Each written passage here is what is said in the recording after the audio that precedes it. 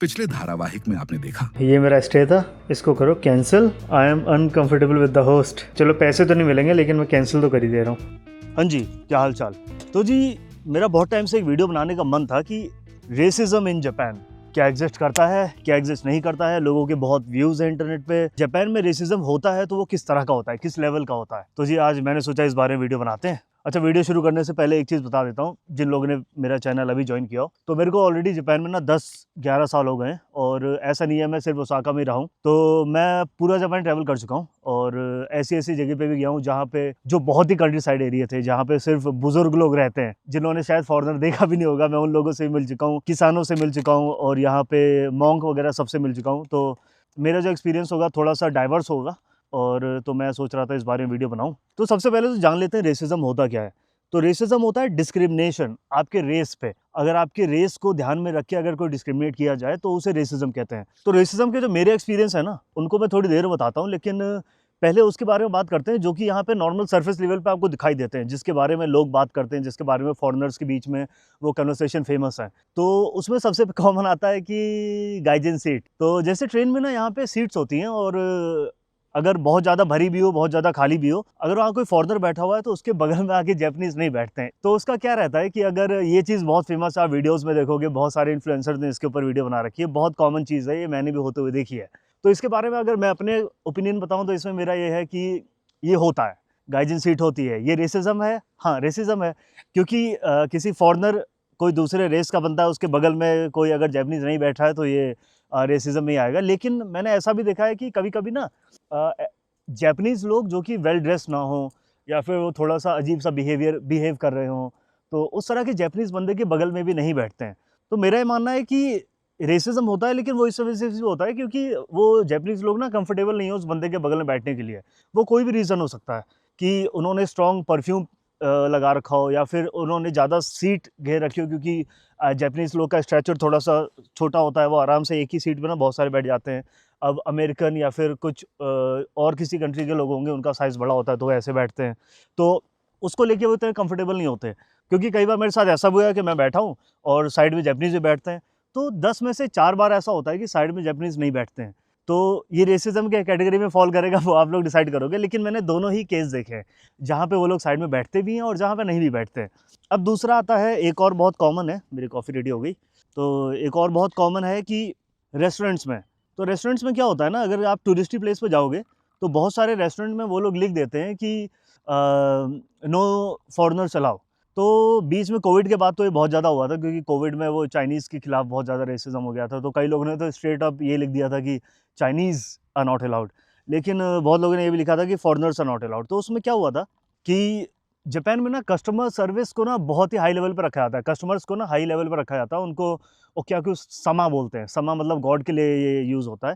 तो जैसे हमारे यहाँ जी बोलते हैं ना, तो इनके यहाँ समा यूज़ करते हैं भगवान के लिए, खामी समा वगैरह। तो ओक्याकु समा, तो इनको ना कस्टमर्स को बिल्कुल हाई रिस्पेक्ट देते हैं कि आप अगर हम आपको कोई सर्विस पे कर रहे हैं, तो वो हम उसको बहुत अपना 100% देंगे उसको पे करने के लिए। तो किसी रेस्टोरेंट में अगर कोई बंदा इंग्लिश स्टाफ नहीं है या फिर वहाँ इंग्लिश मेनू नहीं है, तो वो स्ट्रेट अप लिख देते हैं कि ओनली फॉर जैपनीज़ पीपल।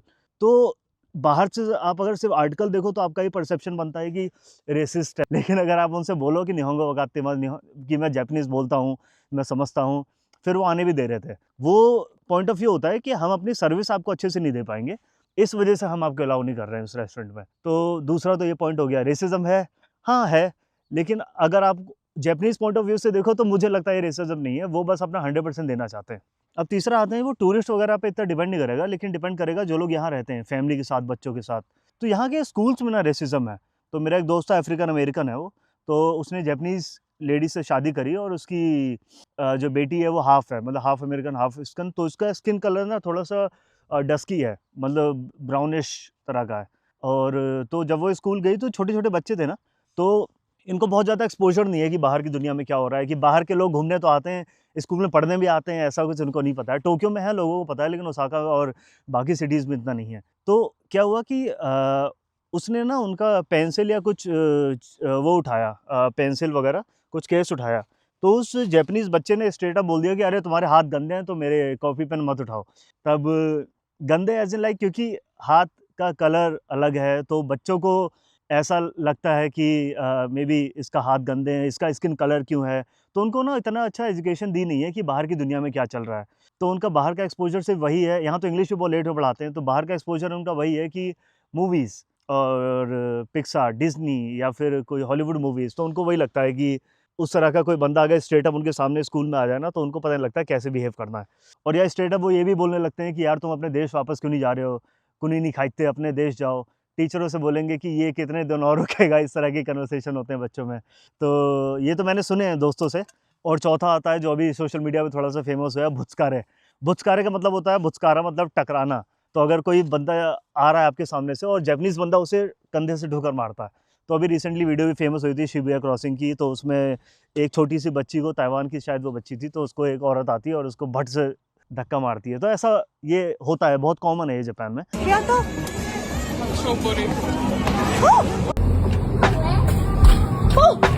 और एक चीज़ और है कि यहाँ पे ना स्टीरियोटाइप बहुत बनते हैं, क्योंकि इनका एक्सपोज़र दूसरी कंट्री से ज़्यादा नहीं है। फॉर एग्ज़ाम्पल अगर कोई मेरे को मिलता है ना, मैं कहीं घूम रहा हूँ, तो वो उनका पहला स्टेटमेंट यही होता है कि इंजीनियर होगा या फिर करी बनाता होगा या इसका इंडियन रेस्टोरेंट होगा, वहाँ पे शेफ़ होगा। और वो भी है कि वाइट के साथ शायद इतना रेसिज़्म ना होता हो, लेकिन ब्लैक्स और जैसे हम ब्राउन स्किन वगैरह के साथ थोड़ा-सा रेसिज़्म ज़्यादा होता है। फॉर एग्ज़ाम्पल उनको ना रोड पे रोका ज़्यादा जाता है। जैसे वो साइकिल से अगर आ रहे हो तो रोक के कि साइकिल का वो चेसिस नंबर से उसको चेक करते हैं, खखनीन करते हैं कि ये साइकिल इसी की है, ओनर इसका कौन है, कहीं से उठा के तो नहीं ला रहा। और ये मेरे साथ भी हुआ है, मतलब मेरे साथ इतना फ्रीक्वेंटली नहीं हुआ है, तो मैं उसको ज़्यादा गिन नहीं सकता। 10 साल में 2 बार ही पुलिस ने रोका है। वो भी रात के 3 बजे मैं साइकिल से आ रहा था तो रोका था। वही पूछते हैं कहाँ से आ रहे हो, अल्कोहल तो नहीं पी रखी, वही सब। ये भी रेसिज़्म में ही आएगा। तो यहाँ ना बड़ा बेसिक लेवल का रेसिज़्म है। ऐसा नहीं है, कोई एक्सट्रीम नहीं है कि मार-कुटाई हो जाए या फिर आपको क्लब में एंट्री ना हो या फिर आपको रेस्टोरेंट में मना कर दें। घर लेने के लिए ये लोग थोड़ा-सा करते हैं ची-ची। तो उसमें होता क्या है कि जैसे मैंने तो यहाँ घर खरीदा है, तो मैंने खरीदने के चक्कर में मैंने 10 घर देखे होंगे, तो मुझे किसी भी ओनर ने, किसी भी फुदोसान ने मना नहीं किया। फुदोसान मतलब जो वो होते हैं डीलरशिप वाले जो होते हैं, किसी ने मना नहीं किया कि आप यहाँ घर नहीं ले सकते। जब आप घर किराए पे लेते हो ना, तो उस टाइम पे आपको रेसिज़्म फ़ील होता है। फॉर एग्ज़ाम्पल अगर ओसाका में होता है, टोक्यो में होता है, मेरे दोस्तों के साथ भी हुआ है, तो वो स्ट्रेट अप ना जैसे आपका नाम देखते हैं, ओह! अच्छा फॉरेनर हो, तो आपको मना कर देंगे।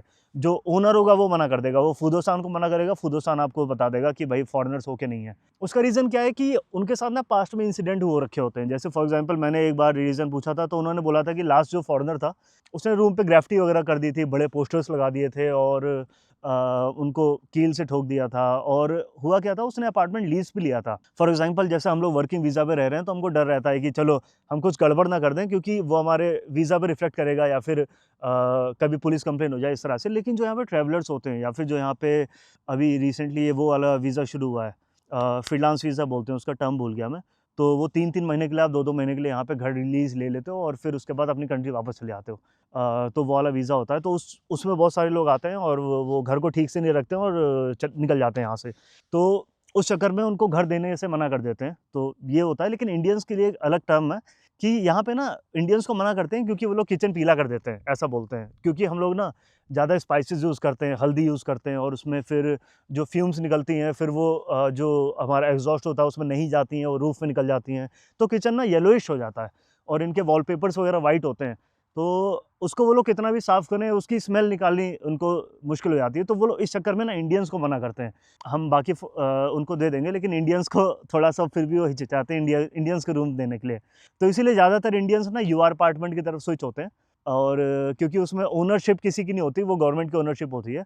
तो अगर प्राइवेट किसी की ओनरशिप है ना, तो वो थोड़ा-सा नानुकुर करता है कि भाई इसको अपार्टमेंट नहीं देना मुझे, कोई जैपनीज़ बंदा मैं प्रेफ़र करूँगा। तो अपार्टमेंट के लिए तो थोड़ा-सा रेसिज़्म होता है। मैंने भी सहा है, ऐसा नहीं है। लेकिन हाँ, घर लेने के लिए मेरे को कोई दिक्कत नहीं हुई। एक भी ओनर ने मना नहीं किया था कि आप घर नहीं ले सकते। और बाकी बात रही यार ट्रैवलिंग वगैरह पे, जैसे अगर कोई टूरिस्ट आता है या फिर मैं कभी घूमने जाता हूँ, तो उस टाइम पे भी मुझे ऐसा रेसिज़्म कभी लगा नहीं। फॉर एग्ज़ाम्पल मैं कोई भी एयरबीएनबी बुक करता हूँ, कोई भी booking.com से गेस्ट हाउस बुक करता हूँ या फिर कैंपिंग कैंपिंग का, हाँ, सॉरी, कैंपिंग का हुआ था मेरे साथ। तो कैंपिंग का भी मैं एक पुराने वीडियो में बता चुका हूँ, उसको दोबारा रिपीट कर देता हूँ कि शॉर्ट में बता देता हूँ कि मेरी वाइफ़ है, वो जैपनीज़ है, लेकिन उसका नाम इंडियन है, टीना पांडे। तो उसने जब कॉल करके बोला कि मैं कैंपिंग करती हूँ, उसने प्रॉपर जैपनीज़ में बोला। उसने उसका ना, वो जापान में ही पैदा पली बड़ी है, तो उसका हात्सुन जो प्रोनंसिएशन वगैरह है वो सारा जैपनीज़ परफेक्ट है। तो उसने ओसाका बेन में बात करी कि हाँ, हम इतने लोग हैं, हम इतने बजे आएँगे, यहाँ से आ रहे हैं, ओसाका से आ रहे हैं, कार से आ रहे हैं, इतने बजे आएँगे। तो उन्होंने कहा ठीक है, अब आ जाओ। फिर उन्होंने कहा अच्छा अपना ना रिज़र्वेशन के लिए नाम लिखवा दो। तो टीना ने उस अपना नाम बोला। तो वो कह रही ओह! सॉरी, तो सॉरी हम बुकिंग नहीं ले पाएँगे। तो टीना थोड़ा-सा वो हो गई कि मतलब अभी तक तो सब ठीक था। तो वो कह रहा है कि वो फ़ॉरेनर्स को ना रूल समझ नहीं आते यहाँ के। तो टीना थोड़ा-सा वो हुई कि अरे मतलब ये तो वो है साबित्सु, ये तो रेसिज़्म है, मतलब ऐसा आप कैसे मना कर सकते हो? तो उसने बोला कि नहीं, फ़ॉरेनर्स को रूल समझाना बहुत मुश्किल होता है। टीना ने कहा नहीं, मेरी जैपनीज़ अच्छी है, मेरे जो हस्बैंड है वो भी जैपनीज़ बात कर लेता है, तो हमको कोई दिक्कत नहीं होगी।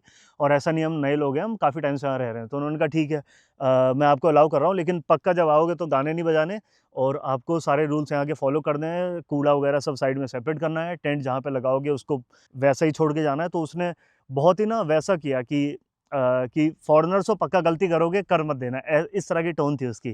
तो फिर हमने and end of the day फिर हमने वो टेंट कैंसिल ही कर दिया, क्योंकि हम वहाँ जाते, वो बार-बार चेक करने आता, बार-बार रिमाइंड कराता, फिर हमने वो कैंसिल कर दिया।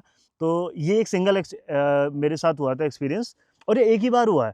11 साल में अगर कोई चीज़ मेरे साथ एक बार हो रही है, तो मैं तो उसे नहीं मानूँगा। वो तो शायद उसके पर्सनल एक्सपीरियंस की वज़ह से उसने एक माइंडसेट बना लिया होगा फ़ॉरेनर्स के लिए। अब बताता हूँ ये वीडियो बनाने का मेरा मेन टॉपिक क्या था। तो अभी मैं फुजी में हूँ, कल मैं रुका था इज़ू में, और इज़ू में मैंने बुक किया था एक एयरबीएनबी। तो यूजुअली क्या होता है, अगर कोई गेस्ट हाउस हो और एक होटल हो, तो मैं हमेशा गेस्ट हाउस प्रेफ़र करूँगा, भले ही दोनों का अमाउंट सेम क्यों ना हो। मैं हिल्टन वगैरह सारे महँगे होटल में रुक चुका हूँ, और उतने ही पैसे अगर मेरे को किसी गेस्ट हाउस में देने पड़ रहे हैं ना, तो मैं आराम से दे देता हूँ, मुझे कोई दिक्कत नहीं होती। रीज़न क्या है कि रीज़न है कि इन जगह पर जब आप जाते हो ना, तो आपकी ऐसा नहीं होता कि सूटकेस डाला और जाके लौट गए बिस्तर पे। उसमें आप ना जिसका घर है उससे बात करते हो, उसके आस-पास के कल्चर को जानते हो, आस-पास क्या खाने के लिए फ़ेमस है, ये जगह क्यों फ़ेमस है, आस-पास के साइट सीइंग के स्पॉट्स वगैरह वो बता देता है। कभी-कभी वो आपको साथ में भी ले जाते हैं, तो एक तरह से ना एक रहता है कि आप एक जापान में ना मोर इन्वॉल्व एक्सपीरियंस मिलता है आपको, वो कोई भी हो, कहीं भी हो। मैं होक्काइडो जाता हूँ तो भी मैं गेस्ट हाउस बुक करता हूँ, और जहाँ भी ट्रैवल करता हूँ मेरा फर्स्ट प्रायोरिटी होती है मैं गेस्ट हाउस बुक करूँ। तो एज़ यूजुअल मैंने एयरबीएनबी पे देखा कि एक गेस्ट हाउस मुझे मिल रहा है। वो कोई कारपेंटर थे, उन्होंने अपना घर खुद बनाया था, लॉग हाउस था। उन्होंने सारा लकड़ी काट के खुद बनाया था, तो मैंने सोचा चलो उनसे मिलते हैं, और वो 85-90 के बीच के थे। तो मुझे लगा शायद उनसे से बात करेंगे, और मतलब ठीक है, एक अच्छा एक्सपीरियंस होगा। तो उन्होंने मेरे को टेक्स्ट किया कि कितने बजे आओगे? तो मैंने कहा मैं 2 बजे के आस-पास आ जाऊँगा। तो उन्होंने कहा नहीं, आप 2 से 4 मेरे गेस्ट आ रहे हैं, तो आप 4 के बाद आना। तो मैंने ठीक है, मैं साढ़े 4 बजे पहुँच गया फिर।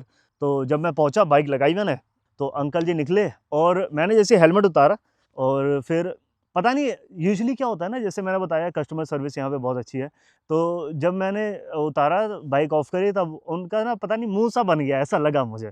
तो उन्होंने ना वो कोनिचिवा वगैरह कुछ नहीं बोला, ऐसे किया, मैंने भी यूँ किया, मैंने कहा कोनिचिवा, कोनिचिवा। फिर वो अंदर जाने लगे, फिर मैं भी उनके पीछे गया, बाइक खड़ी करी, और गेंगकान होता है ना, जापान के गेंगकान में जूते बाहर उतारते हैं जस्ट लाइक इंडिया, और अंदर जाने के लिए अलग स्लीपर्स होते हैं, या फिर आप सॉक्स में चले जाओ।